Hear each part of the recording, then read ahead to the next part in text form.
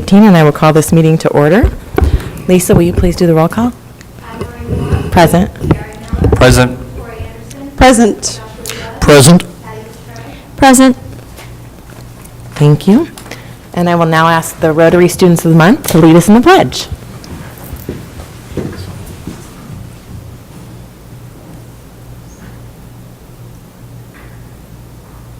Pledge allegiance to the flag of the United States of America and to the republic for which it stands, one nation, under God, indivisible, with liberty and justice for all.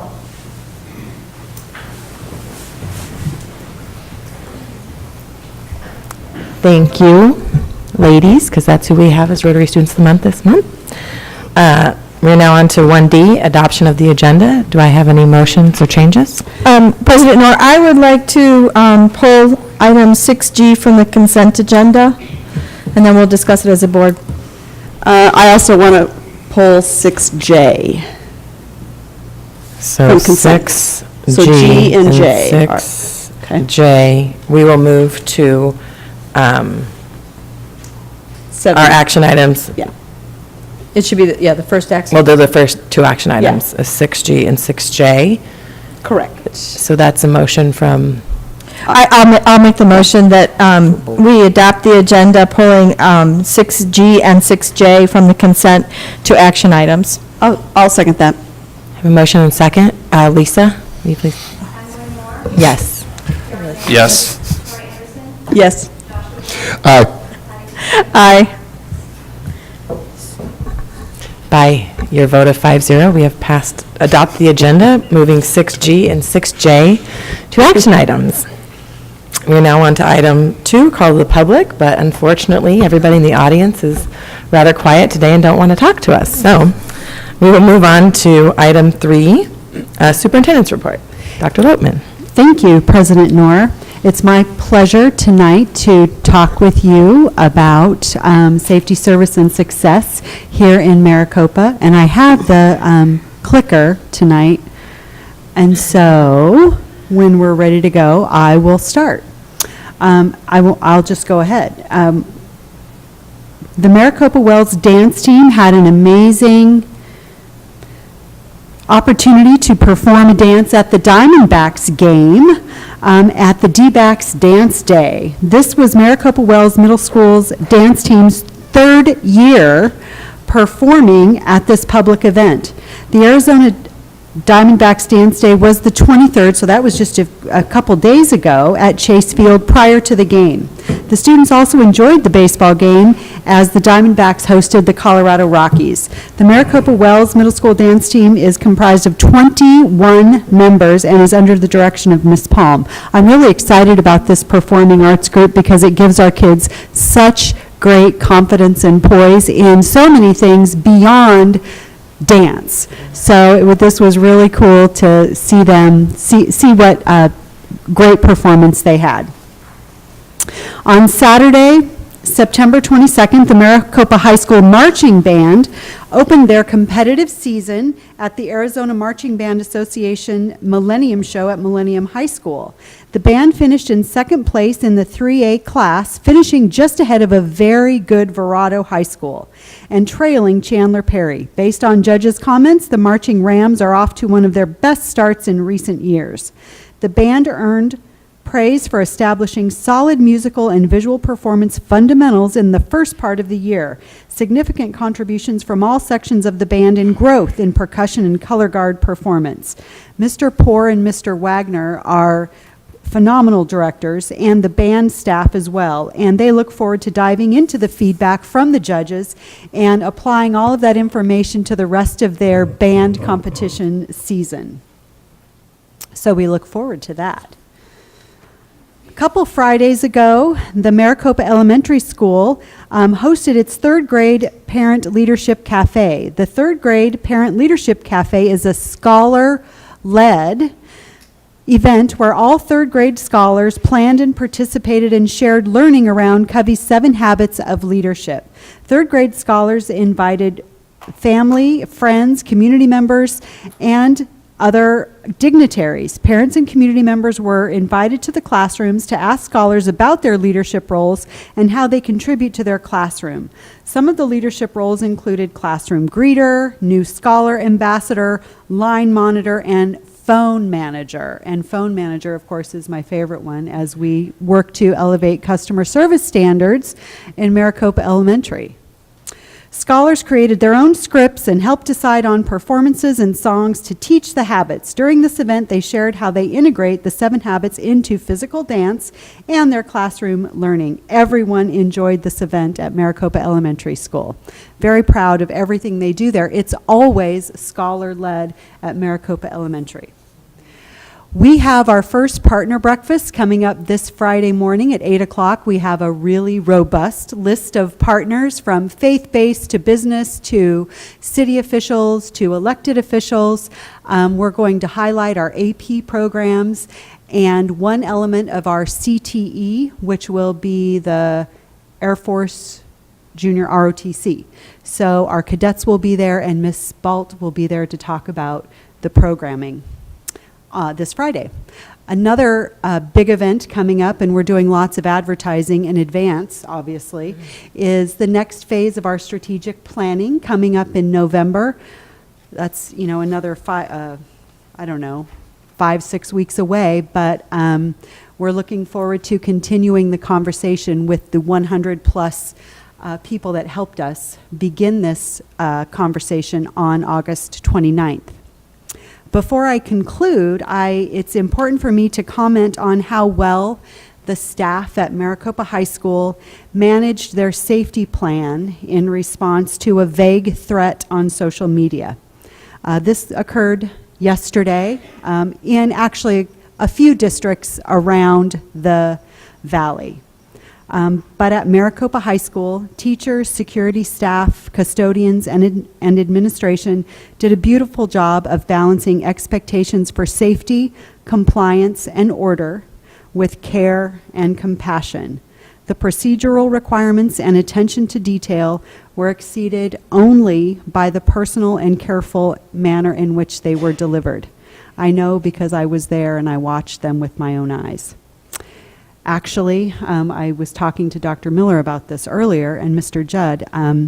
Chief Stahl, Mr. Winter, the principal of Maricopa High School, Mr. Roush, and I started collaborating on the event at 2:30 in the morning so that notification could be sent and a plan could be in place by 6 a.m. Of course, this episode was an unfortunate sign of our times. However, based on what I saw firsthand, how our teachers, support staff, and administration responded, and I absolutely have no reason to believe that it would be any less at any other school in our district. Based on what I observed, our students are loved and secure on our campus. And truly, I have never been more proud to be MUSD. And that concludes my report. Thank you. Thank you, Dr. Lopman. We'll now move on to governing board member reports. Since Patty doesn't always want to be first, I'll start with Dr. Miller. Thank you. I had the opportunity to visit Butterfield Elementary, and I was really pleased that this year, you may not know, but the school has implemented what's called a calming corner. And so each teacher kind of decorated it in their own way, but there's a place in the classroom where when there's a student that may feel a little overwhelmed or want some calming, that they can go, and there's sensory type devices that they're able to kind of plug into. And I understand that a lot of the referrals this year has gone down at Butterfield, so definitely was very impressed with that and to see the calming corner, and also to see the different ways that the teachers have decorated one. There's even a tent and books and different sensory things that the students can access. And so the referrals have gone down quite a bit. And it's also been very helpful to manage the classroom, and was very impressed, as always, with the classrooms and how engaged all the students are, and also with the override. Now that with the 6th grades not in elementary to see how streamlined everything is. So I think that also contributes to the overall effectiveness of the school. Also, I had the opportunity to go to Desert Wind Middle School and did a tour there and was able to, if you haven't seen it yet, the new band room, the building that's been created there, and it's going up really fast. So what's amazing is now that we're continuing to have more growth, there's even more needs for more space there. So it's really great to see that going up, and so I know that the band director is and the students are very excited for that to be finished.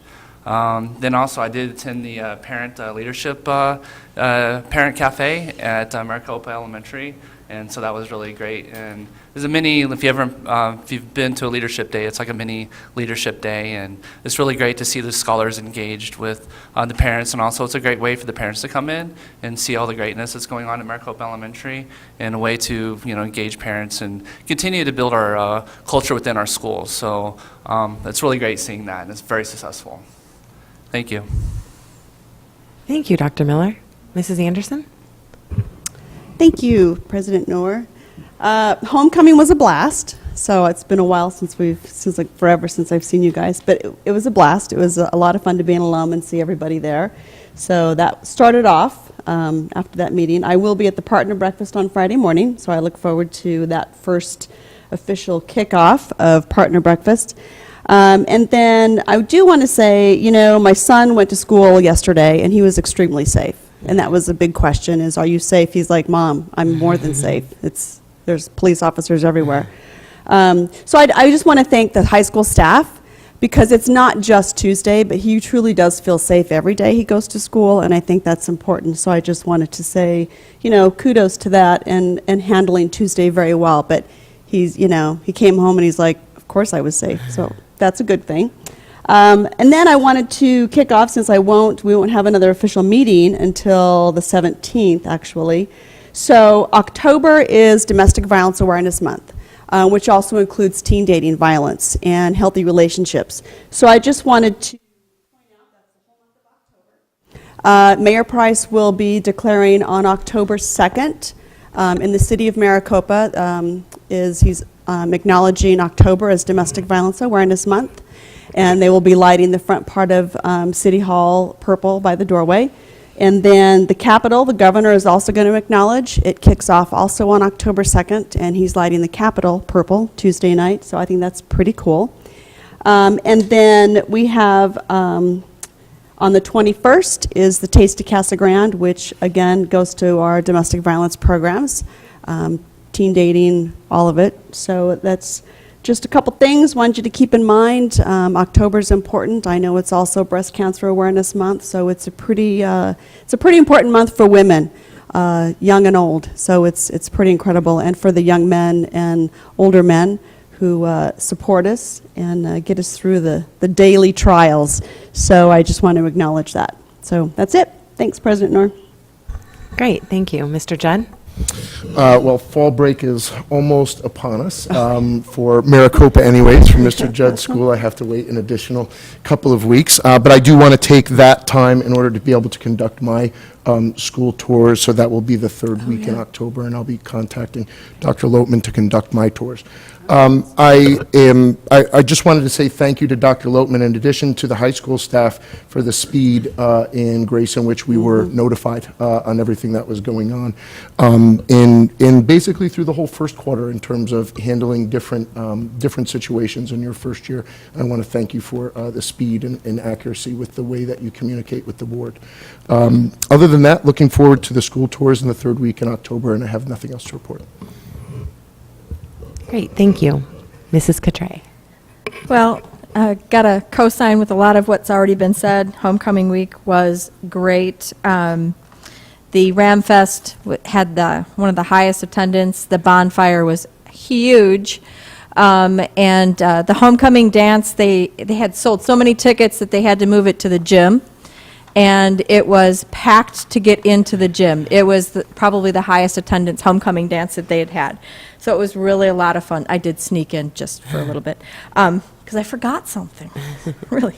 I attended the Blended Learning Parent Advisory Committee at Desert Wind, And the day after our last meeting, I was at the chamber breakfast with Dr. Lotman and our DECA kids. They were our presenters for the breakfast, and they did an amazing job.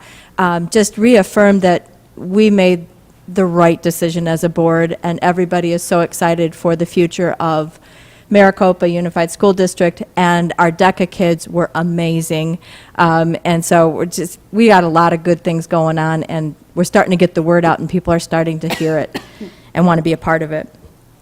And then last Friday, I was invited and got over to the high school because Fox 10 News was there with Corey McCluskey, and we had we had the team, the football team, the band, the cheerleaders, Link crew, student council, DECA club. I think that was it. We had a lot of students there, and it was a lot of fun. He comes out every year. The high school makes the arrangements. It's really, they try to usually do it around the homecoming, but this year it didn't work, but it was still a lot of fun. And again, I want to reiterate the same thing as Mrs. Anderson. My daughter is a high school senior, and although she really didn't want to go to school, but it wasn't because she didn't feel safe. It was because nobody else was going to school. We did the right thing without a doubt. But my issue is kind of like, how productive was the day for our students? Many classes didn't have a lot of kids in them. And so maybe we need to take a look at that if we're going to do that. And and the absence didn't count against anything. We need to take a look at that, because those that send their kids to school, so they're going to school, they're not very productive, and then they're repeating the same lesson for the kids that didn't come to school the day before. Now they're at school, so they're going to repeat the lesson because it doesn't count against them. So that's the kind of, I kind of want to look at that and see how we're going to address that. I hope that we never have to address it again, but unfortunately these are the days. But again, my child she had to go to school. I said, unfortunately, this is one of the times where it really is not fun to be a school board member's child. You're going to school because I know it is safe, and you're going to go. So, and Mr. Judd, if you'd like company on any of your school tours, I'd be happy to go with you that week. Nice. Okay. Thank you. Great, thank you. Just a couple items to wrap up governing board member reports. I will be facilitating the candidate town hall that's being hosted at the PAC on Saturday, October 6th at 10 a.m.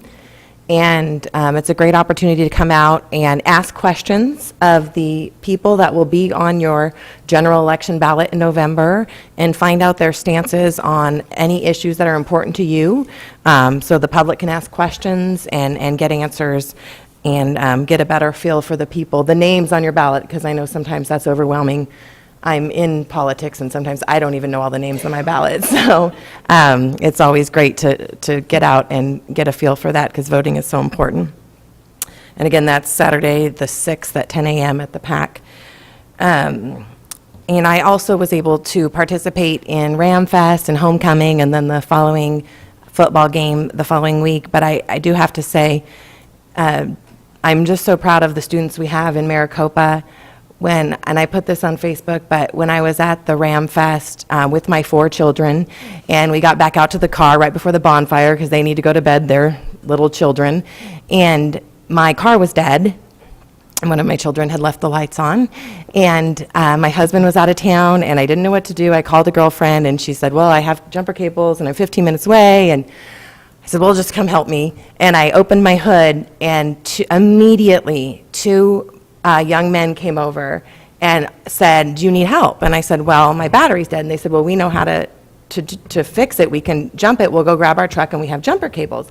And they did that right away, and they got me my car back running. And I asked them, I said, are you students? And they said, yeah, we're students at Maricopa High School. And I was just so pleased to see, students offering their time and helping and giving them themselves. And they didn't know me, and, they didn't know I was the governing board president that they were helping. But afterwards, I told them thank you, and that, it was great to know that we had such amazing students at MHS. So I just have to share that with the folks in the audience and the community, because it really did touch me, and it's my Maricopa why. I mean, I know this community is wonderful, and that was just proof positive of why I'm here and why I send my kids here.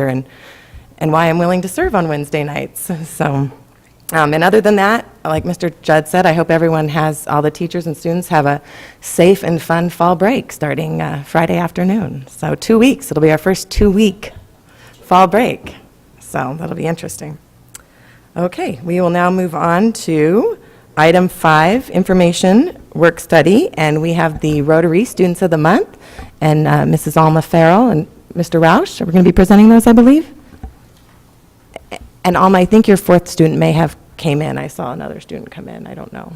Are you a Rotary Student of the Month? No? Oh, okay. Never mind then. We don't want to miss anybody.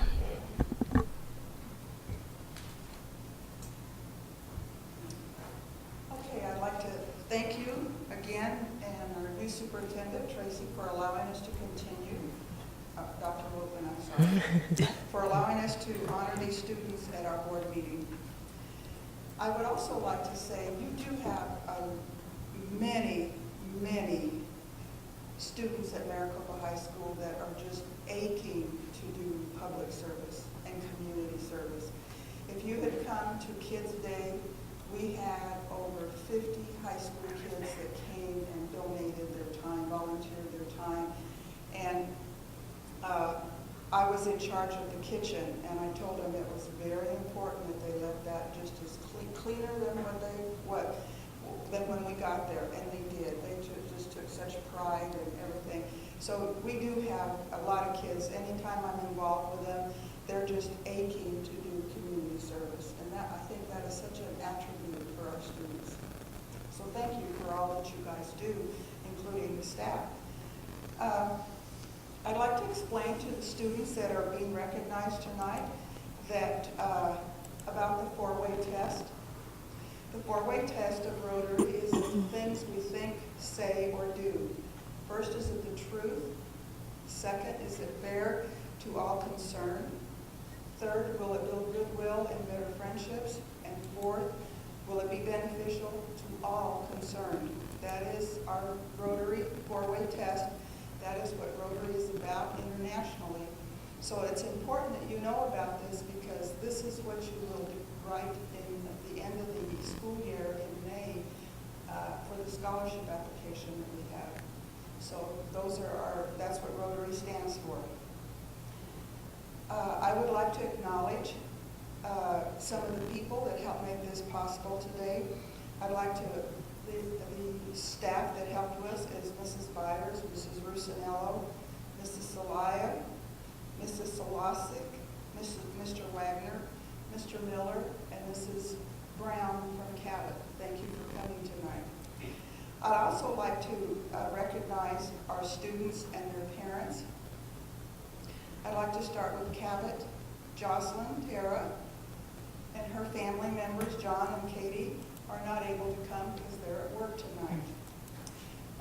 The Desert Winds Middle School, Bella Abner, and her mother is here with her. Thank you for being here. And Maricopa Wells Middle School I don't believe she's here. Jennifer, has she come in? Has Jennifer come in here? No? Yes?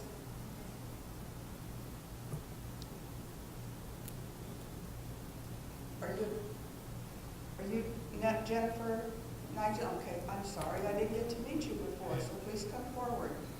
And her parents are Anna and Tu Nigel. Okay, so then we have Maricopa Wells Middle School student. Type the wrong name here. Shavonda Jones, please come forward, and her parents are here. Thank you for being here.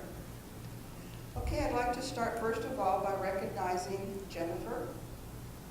She's a senior at Maricopa High School, and she's the daughter of Anna and Tu Nugent. Rotary is told that she has a 4.2 GPA and is the Spirit Commissioner for Student Council. She's also part of the Link Crew, the Tech Theater Crew, co-vice president of the National Honor Society, and member of the girls varsity tennis team. And Rotary is thrilled that she is serving as the treasurer for the Rotary Interact Club. She also finds time to be a part of the Temple Youth Group. She was nominated by Mrs. Russinello, who reports to Rotary. I have known Jennifer since her freshman year of high school. For 4 years, she has dedicated energy and enthusiasm to her high school studies and the school culture. She has served as a peer mentor and link leader for the last 3 years, guiding new freshmen to be involved and to invest their time at Maricopa High School to reach their greatest potential. She has shown initiative and creativity in her leadership of the senior class and has promised to make this year's graduating seniors the best class ever. She is a consistent and dedicated worker, and it has been a pleasure to work with her during her tenure at Maricopa High School. Jennifer, you have a hand.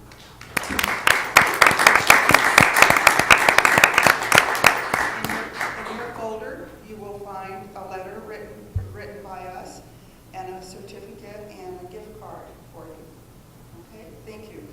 The next student I'd like to recognize is Jocelyn Terra. She's a high school student also. She's a senior at Maricopa High School, and she's also a Cabot second-year medical assistant student. She has a career goal of being a registered medical assistant.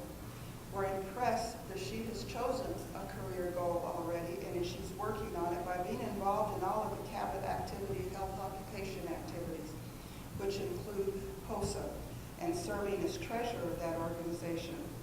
Other activities that she's involved in at Maricopa High School include being a DECA member for 3 years and a volunteer at the Ram Festival and Maricopa Wells Parade.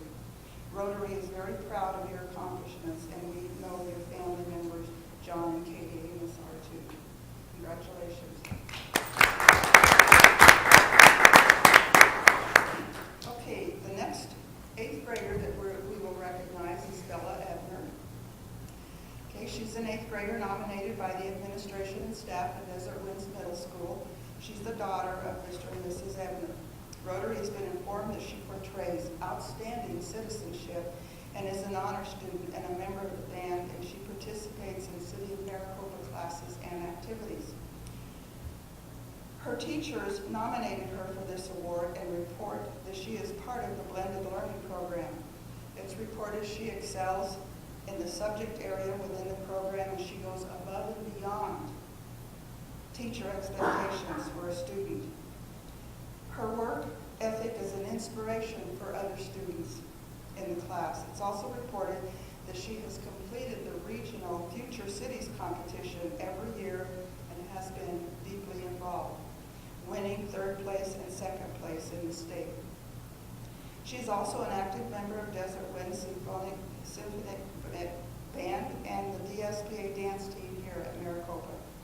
It is reported she's a wonderful student, responsible, hardworking, team-oriented, insightful, thoughtful, and respectful, and knows how to balance fun and hard work, and that she always submits quality work, and she's a true example of Tiger Pride.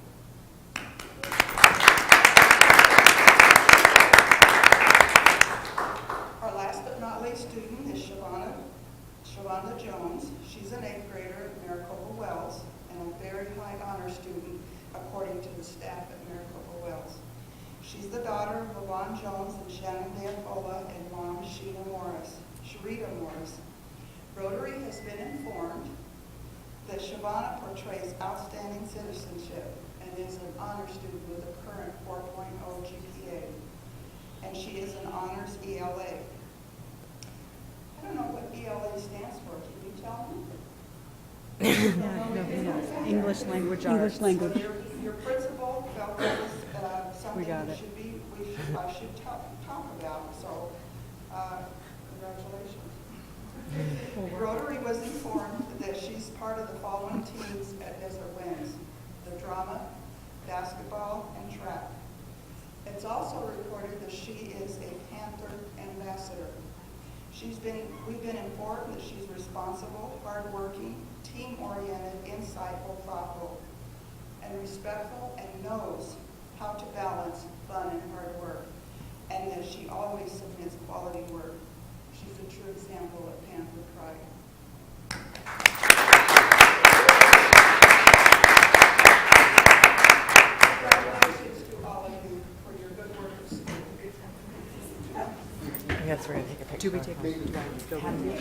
taking a picture?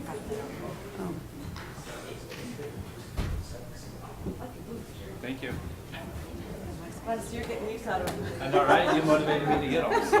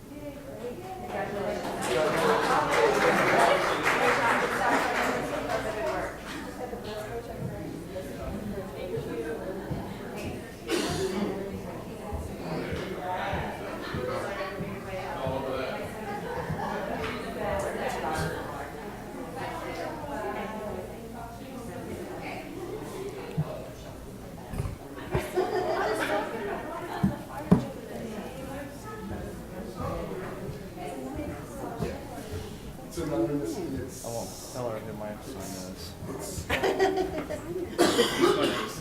He is? How's he doing there?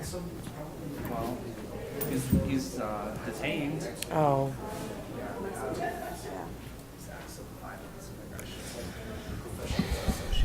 Well, Sorry, Gary. It is what it is. Yeah. Great. Well, congratulations to all of our Rotary Students of the Month and their parents. Thank you for being here, and thank you for raising such amazing children, students, scholars. They're not really kids. Okay, yes. Next, we will move on to our item 6, our consent agenda, without G and J. Do I have a motion to approve? Motion to approve without G and J. I'll second. I have a motion and second. Lisa, will you call for the vote, please? Yes. Yes. Yes. Aye. Aye. By your vote of 5-0, we have passed the consent agenda without G and J. We will now do item 6G in the action items, and 6G is approve travel for Santa Cruz Elementary School 5th grade students to the Phoenix Zoo in Phoenix, Arizona on February 22nd and 23rd, 2019. Ms. Cotray, I think you pulled this item. Yes, I did. Thank you, President Noor. One of the reasons I pulled, and I think we're probably going to, I'm going to need more information before I could approve it. This is for a Friday, Saturday field trip. And it's a transportation to be provided by parents. But according to our policy, we can't do that. If it's a school field trip, we have to transport them. We have to supervise them. If it's just an opportunity for students and the school's not taking any responsibility for it, then that's one thing. But if we're calling it a field trip where we're being responsible, I just want to make sure that, number one, our liability, we've covered ourselves in case something should happen, because what happens if a parent is taking another student to a school activity and something happens? Absolutely. So I think we just need a little bit more information on this, at least I do, before I feel comfortable approving it. I think it sounds like a wonderful opportunity for our students, but this is one of those times where I actually read the policy and this doesn't follow it. Sure. No, I think, thank you for pulling that, and we'll just table it if everyone's comfortable with that, and then get some more information and bring it back. Fantastic, thank you. Thank you. Okay, moving on to 6J. Approve the award of above threshold purchase amount of contract to Extreme Integration for the purchase of cloud management and access points through our Mojave educational contract. Ms. Anderson, I think you pulled this. Yeah, one. I pulled this off. I just, my question is why wasn't this included in the original bid? That's one question. And in the description, it says cloud management will be $119,000, and access points to be purchased on January 19th will be $150,000. So I'm just curious as to why it wasn't in the original bid. And, I mean, I feel like we're being held hostage now. We have to finish it, obviously. But I just feel like we get into this and it's always more. So I just wonder why we're now being charged again, if this project went to bid already. Great question. And if I may, I would invite Mr. Roush up to speak about the differences between our threshold with the one vendor, and if there's any distinction between the E-rate balance that we have here, and that may be helpful as well. Okay. Great. Yes, Mr. Roush, please shed some light for us. Thank you. Thank you, President Moore, members of the board, Dr. Bolt. Anytime we have one vendor that exceeds $100,000, procurement rules are that the board should approve that. So that's an amount over that. Now, these have already been E-rate bid, and they have been bid through a consortium. So they've already been bid. This is just your approval since it's one vendor over $100,000. So the E-rate has already been approved? So the contract was already approved under E-rate? And now we're paying extra? This is the total amount? So we're not going to get anything else? Okay. All right, because it's kind of confusing in the description. It doesn't really say that. It says this is in addition to. So maybe we just want to clean that up next time. So may I get clarification too? Yes. I think I would like that. So Yes. the total charge or bill is $119,000. Do I understand you? Yes. Okay. Okay.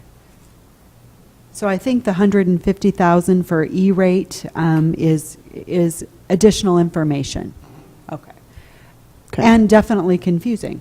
Yeah, as- I mean, just the way it as was I worded. agree. So that makes sense. We're Okay. approving this the first time, and that was Thank just you, yeah. clarification. So then with that, I will motion to approve. I'll second. I have a motion and a second. Lisa, will you please call for the vote? Yes. Yes. Yes. Aye. Aye. By your vote of 5-0, you have passed item 6J. Thank you, Mr. Roush. Thank you. Moving on to our action items, 7A, discussion and possible approval of the personnel schedule. Mr. Beckett? Thank you, President Moore, members of the governing board.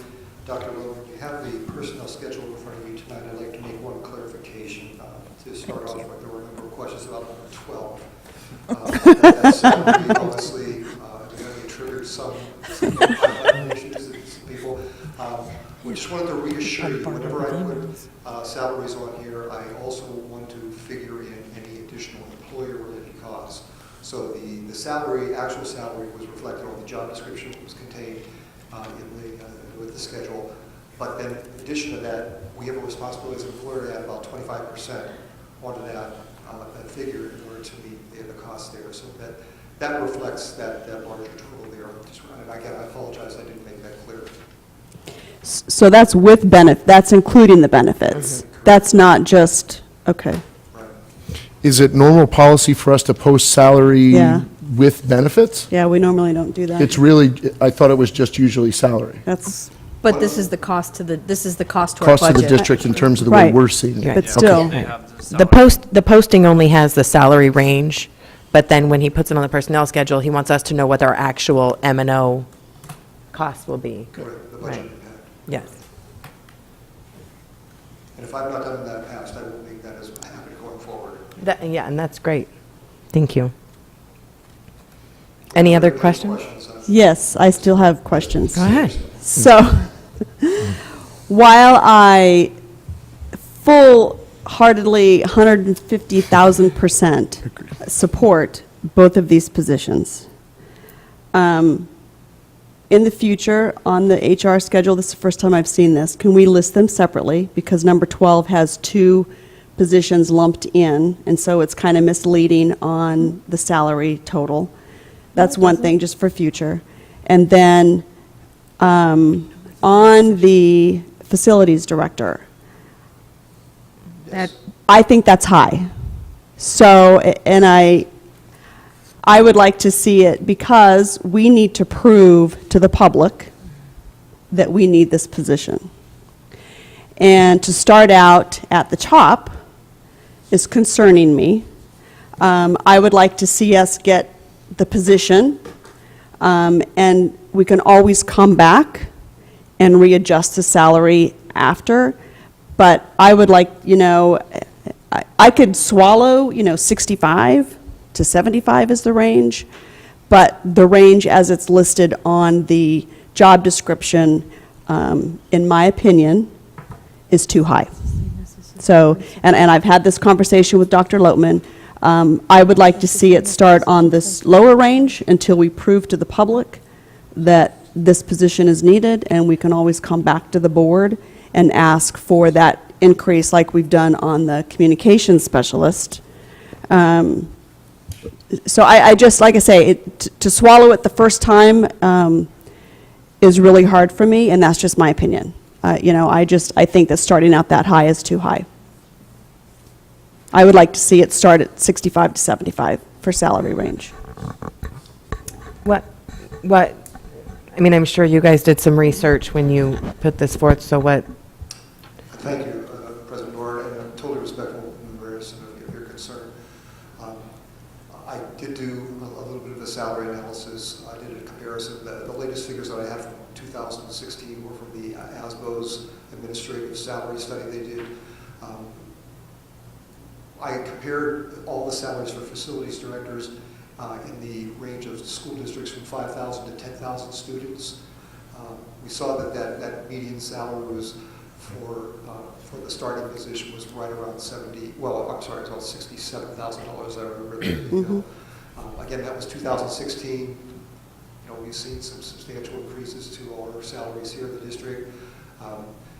I would say there were at least a half a dozen in that list that were considerably higher in the mid-80s for starting salary. Again, those were all Valley School Districts. I would maintain we do compete against that pool of applicants. I'm fairly confident that you all, just like I do, want to see a very, very best candidate. We can get in to do that. We have some serious things that we need to be addressing at this point in time. And we need somebody who's going to hit the ground running. So we're looking for experience. We're looking for expertise. I believe this salary puts us in a position to be competitive for the very best, not only in Arizona, but also nationally. I agree, we want the best, but I still can't swallow paying them more than we pay some of our other administrators, district and at campus level. And you said you polled schools that were 5 to 10,000 students. Well, we're at about, so it's kind of like, but what are their, how many facilities do they have? How many schools? I still, to me, this is high. For a starting position, it's just high. It's really hard to rationalize that to the public, which I have received many phone calls and emails.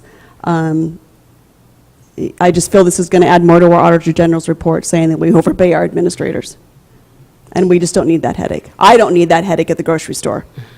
And I'm happy that you all shoulder responsibilities to the community, and I appreciate your advocacy for us at this point in time. I believe we are positioned right now with a potential coming to our voters asking for a bond issue for facilities. We're going to have multiple buildings, possibly in the next horizon, the next 5 to 10 years, that we're going to be asking to be built. We have a number of buildings because all of those buildings that we built starting in 2007 forward are now coming to a point where air conditioners are wearing out, they need paint. There is just a host of maintenance issues that are going to continue to surface. I just think we need a professional who's able to, like I said, do the job that we need to get done. And I believe that's a stewardship obligation for the district to make sure that we have somebody that's going to come in and going to actually protect the hundreds of millions of dollars that we are spending on our facilities and our equipment every year. We need to make sure that we're getting the right people in. Again, highly respectful. If that's your decision, I'll certainly take that into consideration and reconsider the placement. Dr. Loatman, what is your opinion on this? My opinion is really what Mr. Beckett alluded to regarding the entry level or the experience level. When he speaks to the median salary is, you know, it's not necessarily an average, but it's when you line them all up, what falls in the middle. And so we have placed this so that we can attract experience because of the nature of the demand of the job, of the departments of maintenance, custodial, safety, and I feel like I'm missing another one, grounds, managing those staffs and managing the expectations that are going to go, that will align with that regarding the advancement that we want to take into the future with our growth. The growth of our city is the growth of our district. And again, as Mr. Beckett said, highly respectful of your opinion. We're positioning this to get some experience so that we are not starting at the entry level. We're starting where Mr. Roush has carefully placed us with his stewardship over these past several years. We can advance. I will also add that the position in the job description, one of the departments is security, but that's really safety. And so we're going to expand that definition and those responsibilities because so much of the work that we're doing with the police department regarding the, you know, certainly the conversations that we're having now has to do with facilities and access points and where the buildings are going to be placed. If we're, many of the conversations that Mr. Roush and I have started with other external agencies have been, you know, just looking at how we can collaborate with other city agencies, for example, to kind of co-locate services, and that will impact facilities. So I would not have encouraged Mr. Beckett to do the research that he did if I didn't think that this was a good place to start it, so that we could really have some highly qualified applicants to consider. I'm highly respectful of everything that you're saying, that that we need to demonstrate the need, and I think we have. We have the need. I still think the salary is too high. So, you know, that's my own thing. I just think that we can get quality for 65 to 75 and go from there. And that's my opinion. Do you know what the city pays their director of facilities? I do not. Okay. So that's just, you know, board, that's just my opinion, and I thank you. I respect. It's definitely needed. I just think the starting is too high.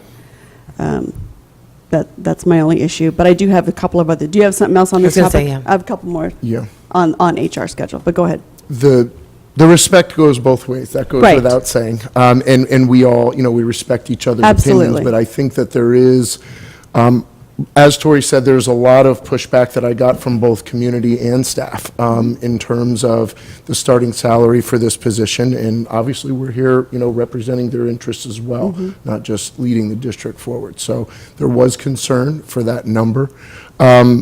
Additionally, in looking through the job description, it got to the point where it was pretty broad. We're talking about someone that's overseeing facilities, someone that's overseeing our security, someone that's overseeing our grounds. I'm almost a little concerned about the broadness of that job description. Safety and security is something totally not aligned with Maintenance. grounds and maintenance. Those are two totally different fields, and I think we're going to be hard-pressed to have someone that can give us good quality advice and knowledge on all of those different aspects. I'm not saying that we couldn't find that person, but I'm a little concerned about the breadth of that job description. That seems like a lot to take on, especially when we're entrusting our safety of our children to that individual if they're going to be in charge of that. So, and I also have, as Tori stated, I think, in my view, was right along the same lines, in line with some of our administrators and some of the other cabinet level positions in terms of what they're already doing and what this person would come in to do. That the 60 to 70 seems more in line with what I thought for that position as well. We're coming up on the IT and we're coming down on the facilities director, and I think that that's a happy medium to meet.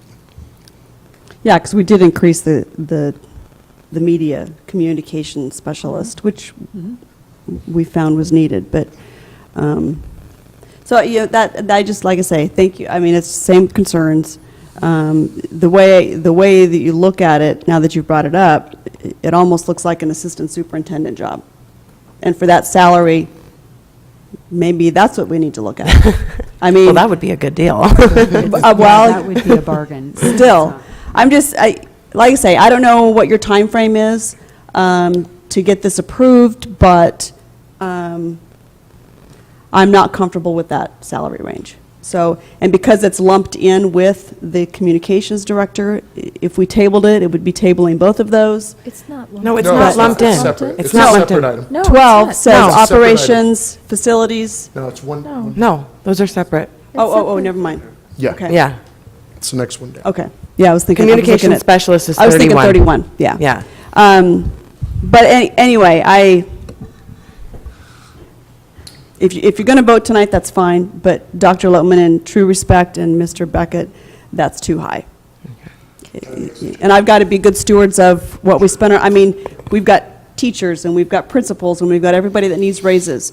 I just, it's hard to swallow, so that's, Dr. Miller, I think Dr. Miller has a I comment. just want to say that my thought is I think it's definitely a needed. I think there's no doubt that we all agree with that it's definitely a much needed position. For me personally, I think it's really important to invest in the front end because of, you know, the complications in the back end with not, you know, really maintaining the facilities, and we're talking millions of dollars. And so I'm wondering if there could be maybe a compromise where maybe just dropping it just a little tier. I mean, for me personally, I would say 80, 85. If that's possible, we could.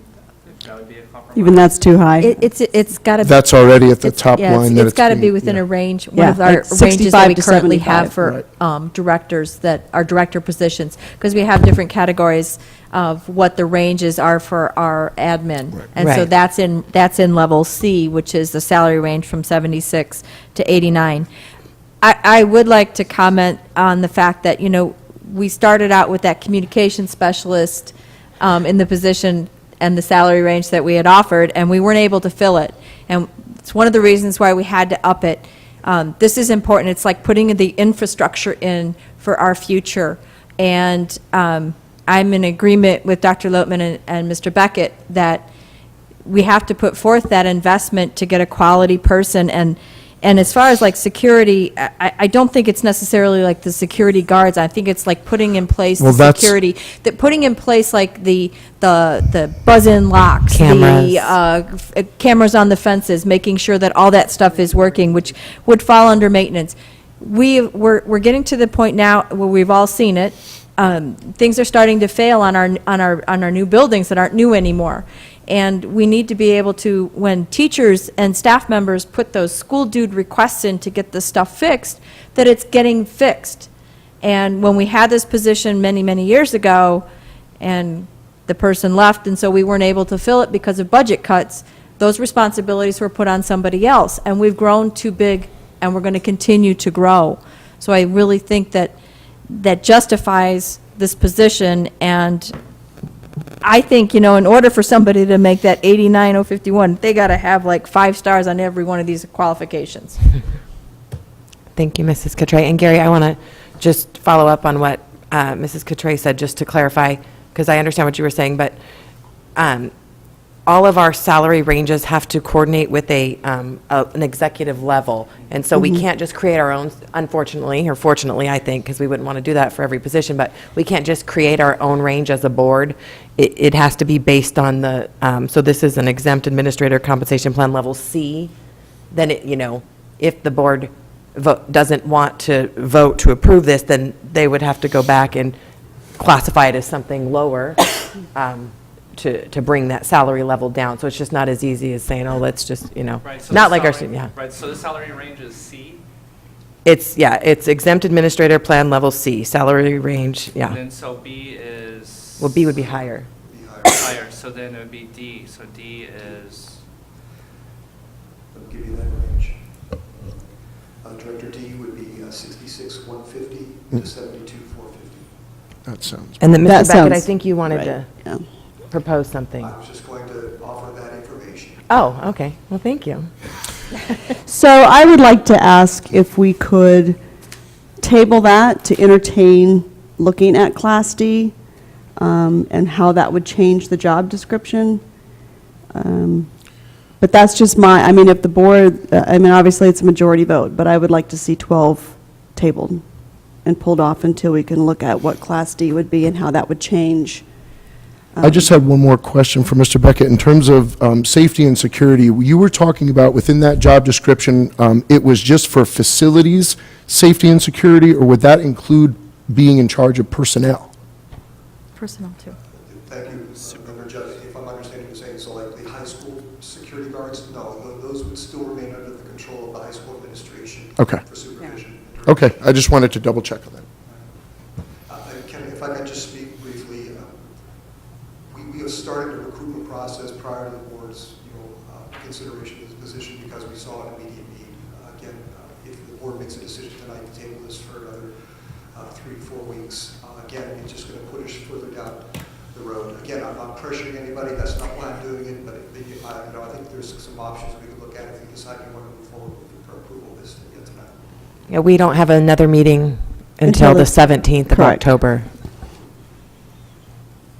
Correct. So, are there any other questions on the personnel schedule? I have another question. Sure. Mr. Beckett, number 6. Why is there not an assessment fee? And I apologize for this particular resignation. It did come late in our preparation of the agenda. This particular individual is leaving for a specific personal reason. So why is there not an assessment fee? It's been our practice not to assess for reasons similar to the one this particular individual offered. Okay. And I'm more than willing to... No, that's fine. That's all I need to know. Okay. Is that it? Or is that your? That was my- Are there any other That was questions? my only other question. No? Are there any motions? I would motion to move to approve the HR schedule, removing 12 for a separate vote. I'll second that. Okay. Lisa, will you please call for the vote? Yes. yes. Yes? Aye. Aye. With your vote of 5-0, you have approved the personnel schedule without item 12. We will now consider item 12 on its own. Merit? Motions, comments? I think we've discussed it. I'm going to motion that we approve item 12. I'll second. I have a motion and a second to approve item 12. Lisa, will you please call for the vote? Yes. Yes. No? Nay. Aye. By your vote of 3-2, we have approved item 12. Thank you. Thank you, Mr. Beckett. Thank you. To honor and earn your trust on this. Thank you. Okay, item 7B, discussion and possible approval of the first reading of updated policy GBEAA, staff conflict of interest. Again. We have beaten this horse Yes. to death. I think we've gotten to a place of agreement. I think unless there is any further discussion on the wording of this policy, I will motion to approve as stated. No, second. I have discussion. Oh, okay. Okay. Are you saying taking out the line that Dr. Lotman gave us? where it says except for, No, I think. in the I very think- first paragraph. But I think he's going off of the one that's attached in our board docs. Right, the one where they took off, Except I'm for- looking at that, it's not on here. My looking review at of it this. included my initial issue with it was the fact that basically our members would be imperiled for accepting things like promotional erasers.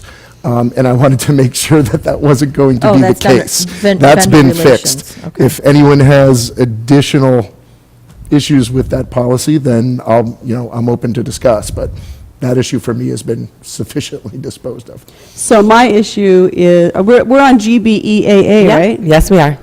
Making sure I'm looking at the right one. Yeah. My issue is with the first paragraph. Yes, and which they accept for coaches, leaders, or Correct. directors. I think it should be all or none. And yes, and so we can remove that except for, because that is actually a MUSD specific statement that, as you noted in the email we got, that was put in there when we had a certain situation with, I don't even remember A voting on ban that, and but that was another time. yeah. So as written, as it's been submitted, that is not taken out. Right, because we had not discussed that. Okay. As the board, to take that out, but that is something that could be discussed tonight if it is of interest to remove that exception. Yes, I would like to take out the line that says, and Dr. Lopman sent the email, it was attached, that take out the line that says, except for coaches, leaders, or directors of Arizona AIA, activities, marching band, or color guard. That's it, that's That it. line I would like to remove, because I think it should be all or none, which is what ASBA has posted on their website. Understand that. Please keep in mind, though, and I cannot speak for some of the other activities, I can speak on the athletic part of it. For finding coaches, sometimes it's very, very difficult, not necessarily at the high school level, because those are usually revolving around a stipend, but at the middle school level and some of these other activities, sometimes does require a volunteer, or that might be a relative of someone, to be part of it. And I know, like, for the AIA, we have referees that are spouses of teachers. So, I don't think These the are referees employees. would Because they're not- count they're though. not- but They're not- they're AIA, Right. no, they are AIA. But those are volunteers. But this They're is- employees. This is only Right. specific to someone employed by our employed district. by the district. And But if they receive a supervised. stipend, how is that affected? I think referees don't receive stipends, aren't they contract we do. employees? Yeah. Yeah, and that doesn't count. Referees are, but other coaches sometimes Other coaches, yes. receive stipends. Yes. Well, I other still coaches. think they should all fall under the staff conflict of interest. I have seen things happen, especially in the sporting world, because it was a relative that they were over, that things slipped by. So for me, with this policy, it's all or none. Either everybody follows it as given to us by ASBA, or nobody follows it. It's one Well, or the other. I think we. I don't think we can pick and choose. I don't think we have that option, Ms. Well, I'm Anderson. just saying. Because the law says that we can't allow the principal administrator. I think that's why we're Right. changing this policy. In part. Yes. This is specific. It's many things. Definitely supervisory, though. Right. In Right. this case, and the AIA activities isn't necessarily referencing I just think that's a category of Okay. worker. Yeah. In this case, and distinct from, principal, teacher, or something like that. That's the way I interpret it. I just think if we're going to It's hold very our... specific. Yeah, I It's mean, very right, specific. and if we're going to hold our principals and teachers accountable, then it should be everybody. Coaches, administrators, everybody. I think the line that's being drawn is educational and extracurricular, based on, you go, yeah. there is that aspect of it's extracurricular. But this It's says something that staff. takes, I agree, but there's an aspect of, I mean, you can make the argument that it's all related, but by and large, most of that relationship takes place on school grounds during business hours, whereas the other aspect is extracurricular, and it's, Not during Yeah, and I school. think we should keep in mind that I that can doesn't mean understand we the can't separation employ is what them. I'm saying. Right. It just means That they They can't cannot be be supervised by correct. a close relative. Correct. That's it. It doesn't mean they cannot be, it means they can't be supervised. They just can't By a be. close relative. It doesn't mean they can't be employed or stipend or, Right. They just Yeah. can't be supervised by the head coach or whatever it is. a close relative. Yeah, that's a close yes. relative. Right. So that should be, my only thing is, like, as in the email, take out, just delete that line that says, except for coaches, leaders, or directors, all the way to, But Ms. Coutre is correct. If our head basketball coach's brother was a qualified coach and wanted to He wouldn't be able to. coach JV, he would not be able to coach JV. Unless, We've got- I don't know, could we make an, Well, No. could the, no. well, what I'm saying is, could the athletic director become the supervisory role? I don't know. That's one way to divide functions Right. very specifically. It's one way to handle it. But just Splitting keep the in mind, hair. we're giving the stipend to the head coach because he's also monitoring all the other coaches. So if you're going to give this head coach a stipend, but then going to, okay, so now the AD is going to be in charge because he's a relative. So what do you do then, adjust the stipend? I mean, The same thing we do in our principals and teachers. It's the same, whatever we do for them, we do for everybody. I think in this, the spirit of this is more intended towards evaluation and bonuses that people are getting. I could be totally off on that, but to me, that's where the conflict of interest lies, and that's going to be more on the educational side of things. The assistant coaches aren't getting any kind of 301 money if they're not going to be evaluated. So to me, that's the aspect of that I'm kind of okay with. There's no additional money coming their way from a supervisory role where a conflict of interest would be present. So, Well, I think it's a dual relationship issue, and especially under supervision, where that would come in terms of a dual relationship between, somebody being supervised, a coach, and by. No, I get it. I'm just saying, I don't like exceptions. ASBA did not put that in their policy, and I have an issue with that. Local control. Yeah, local control is, we put in there, the superintendent has the final word on any of it. That would be my local control. Yeah, I mean, I think the superintendent should have a say, and the board should have a say on who we hire and who we don't hire, Well, we period. still do. Not according to this. No. We still No, hire we and still- fire. We This is just- still do, but Yes. I'm just saying. Or we still approve hirings and approve firings. We don't hire and fire. That's my only discussion, so, Okay. and I respect everybody's opinion, so.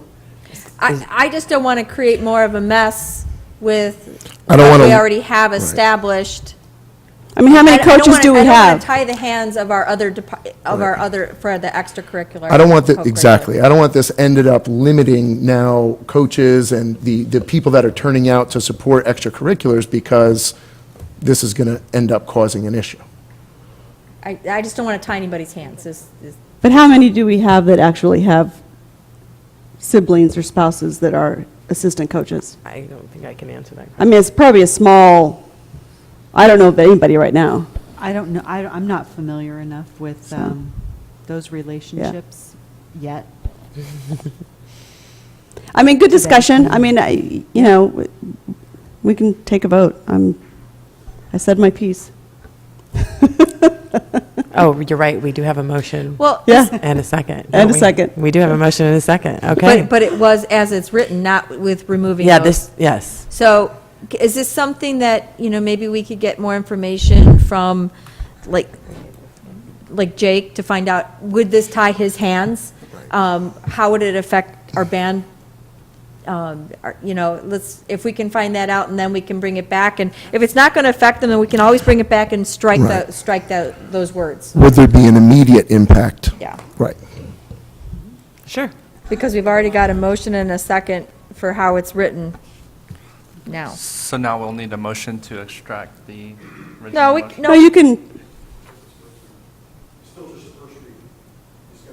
yeah, it's still got to come back for a second reading, so even whatever we approve tonight, we can come back on second And reading. then, Okay. then we have So- plenty of time to get that information that we need to get, just to make sure that we're not making things more difficult. Yeah. Yes. This may be the longest-running policy item in MUSD history. So my question, so to the best of your knowledge, I mean, obviously this is the conflict of interest, a dual relationship, and we want to protect our students, we want to protect the staff in terms of, what could happen in terms of a dual relationship and the ethics.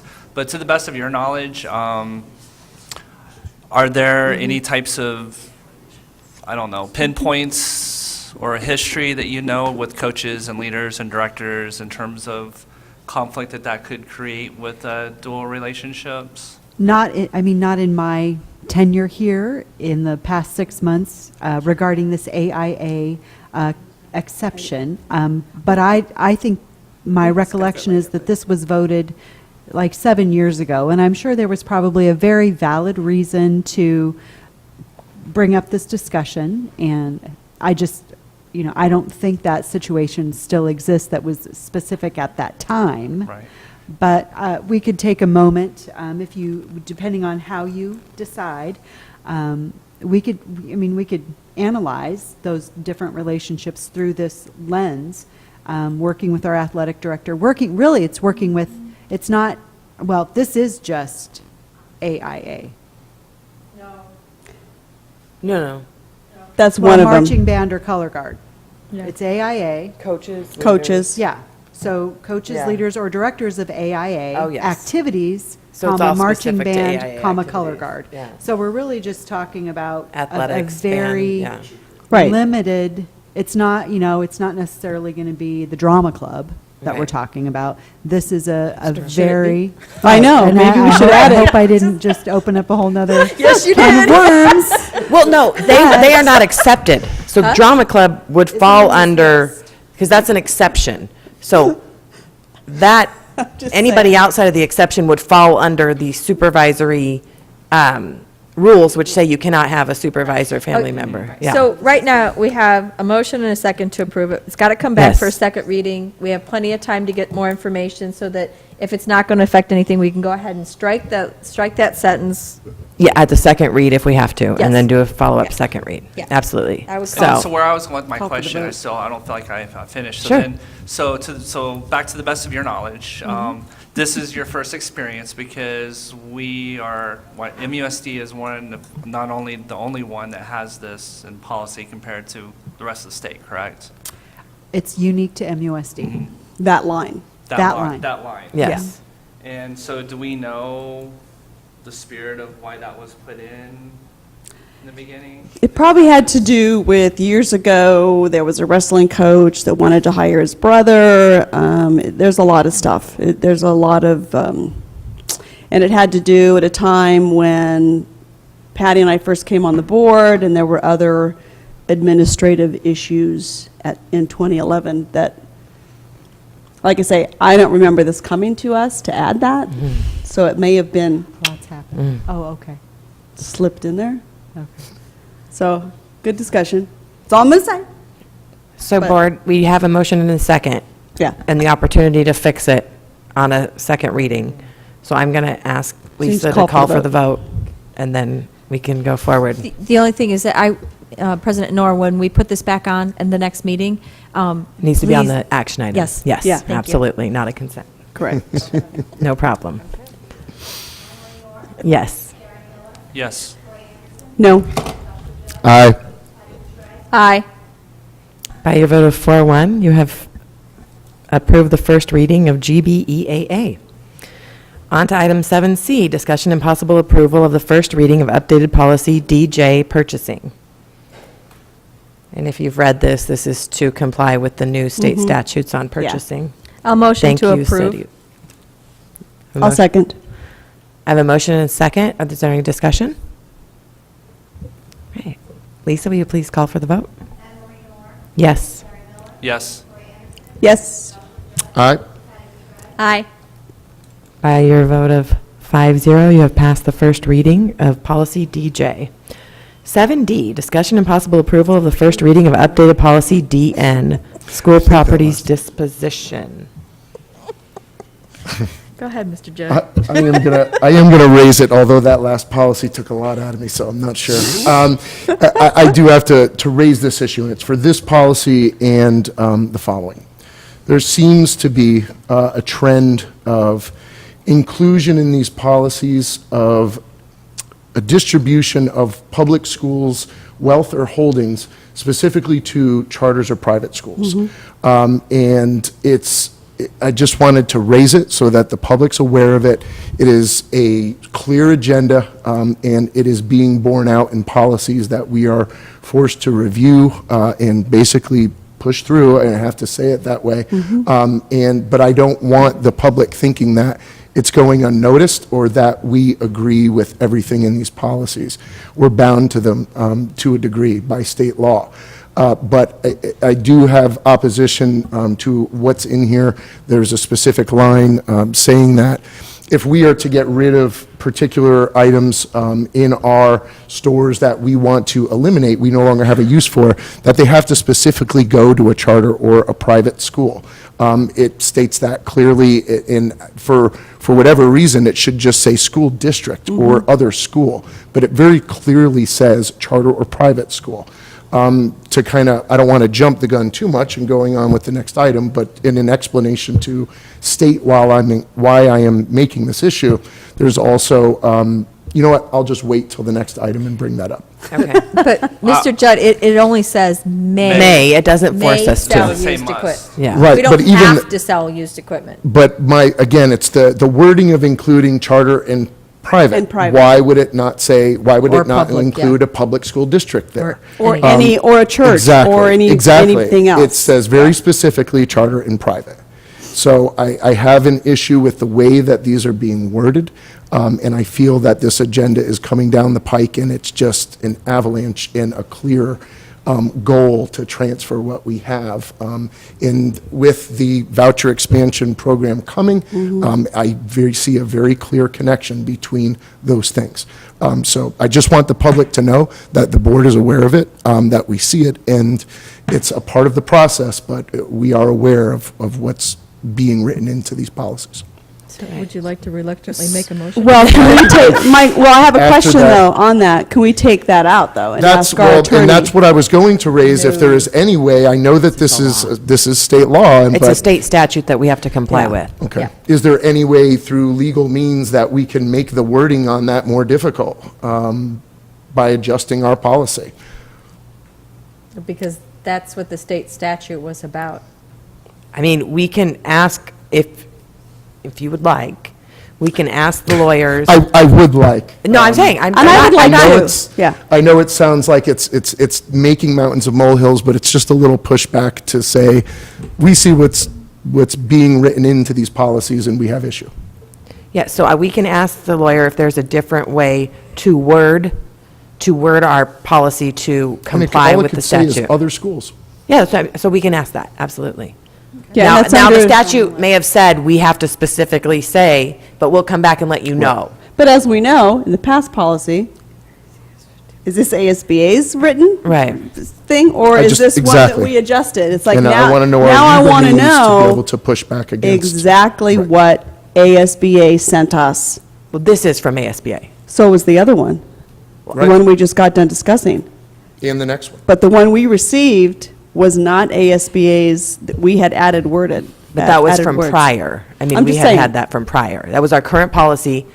So the last one we just did was our current Right. policy, which included the edits from ASBA. This one right here is our current policy that includes the edits from ASBA. There's no adding or detracting, or the district office isn't trying to reword things. I just want to make that clear. No, no, that's not what I'm Just pull saying. up the statute. Oh, you did? Yeah. We have to put Yeah. private or charter school. Well, I could It's say, the let's, statute. I think a lawyer could take a look at that and maybe give us another, who knows? If we Yes. could change that to just That's our other, lawyer's job. That's why we pay them. or other nonprofits, or other, We'll see if they can whatever, reword just it. see what As There's- much as I Yes. respect Ms. Goutret's take on that policy, none of us are lawyers up here. Sure. No, we'll be happy to go back to So you the, want to table this? yeah. yeah. Okay. So that's under the exceptions for disposition of learning. And the retirement. 7D, Materials and equipment. yes. And I know it sounds like Particular- the most ridiculous title in the world to be making a stand over, but I do see it in both this and the next policy. No, that's fine, Well, I good think it brought discussion. up a question for me in line with what you're saying is that, has there been a practice that, I look at this as a local control, that, they may sell it to the charter or to private school, but in the state, has the school districts, when there's property, have they been able to sell it to a non-for-profit? Have they been able to have that control There's- to sell it to other entities? In the policy, it also talks about distributing it to Yes. nonprofits. Right. But my problem with the wording is that it's specifically pointing out charters and private schools, and it should just say other schools or other school districts. And that's my issue with it. And it's also going to come up in the next policy issue where it's talking about the bidding Well, we process. gotta get to that one. for- Yes. But I'll wait and Yes. hold off until. But to answer your question, yes, there have been issues in other school districts where they have not been able to sell, just to sell it to anybody, that it had to go to a charter school. And that's kind of, it's in our legislative agenda now to take back local control of that issue. So it's a long-standing issue, and, it's all good discussion. Yeah. Great. Well, we will follow up on that and hopefully bring it up at the next meeting. So we will now move on to item 7E, discussion and possible approval of the first reading of updated policy FCB, retirement of facilities. We're just going to table this one, too? It's Mr. it's the Judd. It's the It's the same- same thing. I will. Same thing. I'll- Same ARS. Yeah, it's the same issue. Issue. But in this, just to be clear, and I'm not trying to kick a dead horse or make tonight last forever, but it is what's being stated here in this policy is that if a charter school district is the highest bidder, that we have to sell the facility to that potential charter school. My question with that is, what if we take a look at that charter school and we don't see that they have the financial means, or they have questionable financial means, but they're putting in a bid that we don't think that they could make good on, and we have another buyer that's there, ready to go, and wants to purchase that facility? Is MUSD going to face this? Most likely not, but it's binding us to go with the highest bid. And again, the way this is worded, I have issue with that. So I'm just making that known. It's probably not a situation MUSD is going to find itself in, but I just want the public to know what's going on with these policies and what's going on with these laws. Yeah, this one, I don't think we're going to be able to get any wording changes to. And I It's- had Yeah. a different interpretation on this than. And I'm open for discussion. I'm just saying what I see I and just what think I'm. for me, Yes. it makes less liability for the school districts if like, oh, well, the charter school comes back and says, we're the highest bidder and you didn't want to give it to us, then there'd be some liability and discrimination on that. So I think that they're taking that away from that There's- is how I'm. And absolutely, and I saw that as a possibility, but I see it it's basically tying the hands of the school district. Once that bid is made, that we have to accept that highest bid. What if that company is putting in multiple bids on areas around the state, and we find out about that and don't think that that corporation has the liquid assets to be able to make good on that bid? Now, if we can't, we're bound by law to accept that bid because it's the highest bid. But isn't that the common practice of selling it to the highest bid? I don't believe so. I believe that this policy is now making that Well, I common mean, practice. before, wasn't it that? Prior practice was you could go with whatever bid you wanted to go with.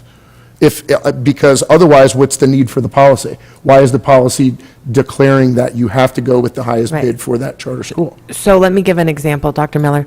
Let's say we have a vacant school building and we want to put one of the alternative school contractors, one of the alternative school contractors that we utilize wants to take over that building for us. So we put our building out to bid. Maybe somebody else bids higher, but it's a better use. We'll save in transportation, we'll save in time, and if this alternative school goes there, we would have been able to do that before. We can't do it now under this policy, and we have to adopt this policy. It's state statute. But that's one of the problems that I think Mr. Judd is alluding to, other than the inability of someone to make good And I on can that. understand why it's being put forward by the charter schools, because there could be a concerted effort to keep charters out, and that is a way of discriminating. But on the reverse of that, it's binding us now Right. to go with that highest bid by Right. law, which, again, I see that, I see it in the policy, and I just want to voice opposition to that, the way that's being written. So you, do you Mr. want Judd. clarification from our attorney? I will take I Ms. would, and Noor's that's fine. Yeah. knowledge on this and let this one fly, but just as a sticking point, I would like the lawyer to look at the previous. Yes, no, absolutely. And I think there possibly is some wiggle. On this one, yeah. Do we have a motion or a second? We're not going to table this one? Well, I thought we were going to table it and wait I for. thought we were going to table it because I did too. they're both with the ARS statute. Yeah. Okay. 15189. We can If we table can- it. If we can check on both and We come can back, table I'm it. Yeah, totally it's not okay going to with hurt that. anything. No problem. We will table E. Item 7F, discussion and possible approval of the first reading of updated policy GCO, evaluation of professional staff members. Do I have any questions or motions? So the policy that is attached to our board docs isn't our policy. Because in our policy, we chose item number 1, but it's worded a little bit differently. So I think it's kind of confusing. I think we just want to add the paragraphs, the underlined paragraphs to our existing policy. So what's under I, because we don't even list it as, we just list it as bullet points in our policy. It's there at the end of it. Do you not see that? Our whole policy? Yes. So go down to the last page of the policy, of this document. Of this page. That's the It says, see last page of this And document then for it's- district language to be So inserted. that is supposed to be inserted. But no, but even up, so on page 27 of 66, that one, it says, the district evaluation to be inserted. We already have ours, and it's listed as, it's got wording similar to number 1, except I don't think it says the board, I think it says the superintendent. You saw exactly what I saw, and I was going to raise an issue with item 1. So,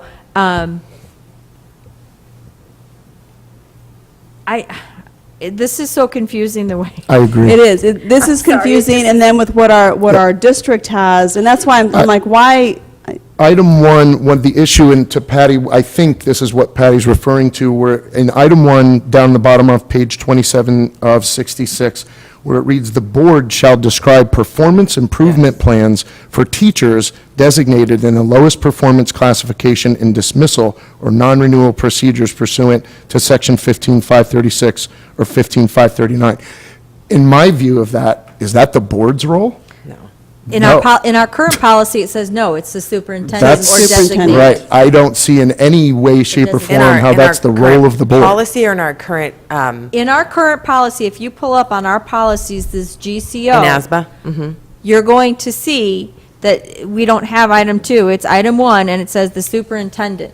I just think with this, it's so confusing. Yes. I would like just for us to take our This- yeah. current policy and make And the this one, additions yeah. that they're asking for. I agree. Because we already have it already stricken in our current policy by the school year 2015-16. We've already stricken We've already it. stricken that, So right. it's not even in there. But we don't have it listed as A, B, C, D. We have bullet points. Correct. So I would just like to take what they want us to add, put it in our current policy that we already have in GCO, and then bring it back, because this is too confusing. As one document. As one Not document. two separate Yes. documents. Yes. So add I-1, 2, and 3 to our current policy. Just put the two together. Yeah. Just make one document. I mean, there. Well, it is one There document may be here, other but- things. Well, right now, it's two separate. This is one, and then we've got one. Then But- you'd have to look at ours. Right. This is not ours. Right. The- And I want to see, if we're going to approve, I want to see the changes. What ours that- is. The complete yes, total on product. our policy. Right. Yeah. Not And maybe something we need penciled to in. change that and use this policy. See what I'm saying? It's like, this is No, because it's ASBA's basically, policy. except for that one paragraph, it's Right. all the same. I just want to make sure that that when we make these changes, We're not getting rid of current policies that we've changed. Correct. Yes, And that it- outside of the Correct. laws. Inadvertently. And that yes. it coordinates. yeah. Absolutely. So may I ask Dr. Lotman, do you have any thoughts and feelings on this and what's being said? Well, I want whatever you vote on to be an accurate reflection, as this is kind of a recurring theme. So I want it to be an accurate reflection of what we currently have. And I think I understand what you want, and I think that's the way we should go, because we would be changing our policy that we're using right now if we simply adopt this. Correct. Yes. And I would rather integrate the two. We can prepare a document that accurately reflects Both. our current and what the proposal is. correct. Because the That's board what- does have where the I final weigh in. say on the HR schedule. We do, in item 1, can- we do the classification and dismissal and Right. non-renewal. That part, the board does do. But the performance improvement plans, although we did have to approve the whole We from the approve teachers. the plan, but yeah. we don't Right, approve. but we don't come approve- up yeah, with we don't Correct. approve. We don't do the performance evaluation. plan. That was, as soon as I read that, I was like, oh, I think that's Yeah. a little outside our purview. So I would just, when we have these future ones, because we're going to be getting policy changes, I mean, that's one of our big things that we do, but just to use our current policy Yes. and make those changes to our current policy so that we don't have to go back and forth, because this is just the policy from ASBA. Right. Yes, and we have demonstrated several times where we have Something different. gone 'cause we've away from, inserted- yes. Yeah. Local control, as Dr. Local control, as Dr. has- Miller would say, yes. Yes, I could cite some of those, actually. So, Well, we want it to fit our community. yes, Well, it's our best practices that we've worked so hard to get to. absolutely. Okay, well, we will table F then? Please. Yeah, no Thank problem. you. Table it. Item 7G, discussion and possible approval of the first reading of updated policy IL, evaluation of instructional programs. And this has to do with the And notification that that we're... actually was the Yeah. same as ours, so. Yeah. I will motion to approve first reading of policy IL. I will second. A motion and second, all in favor? You can't do that? Oh, Unless there's, Lisa, Is there any discussion? is there any discussion? is there any discussion? Just a question for Dr. Lotman or maybe even Mr. Watson. I don't know, I'm not sure. Do we already practice this? Yes. Okay, that's all I need to know. Okay. That's it. So we have a motion and A second. Second, Lisa? Yes. Yes. yes. Aye. Aye. By your vote of 5-0, we have actually passed a policy. First reading of a first reading. policy. We passed the first reading of a policy. Good hearty discussion. Yes. And it is 8:03, 8:04. You have to, No, I don't have to Oh, call for a that's vote right. to adjourn. It is 8:04, and this meeting is adjourned. Yes. Thank you. good I job. heart the board. And we only lost a few minutes of this. Battery it died. stopped in the middle. Battery died. Oh, I didn't put it on the agenda. We does it have to be a decision? Policy battles. Anna Marie, we need I just- next week to approve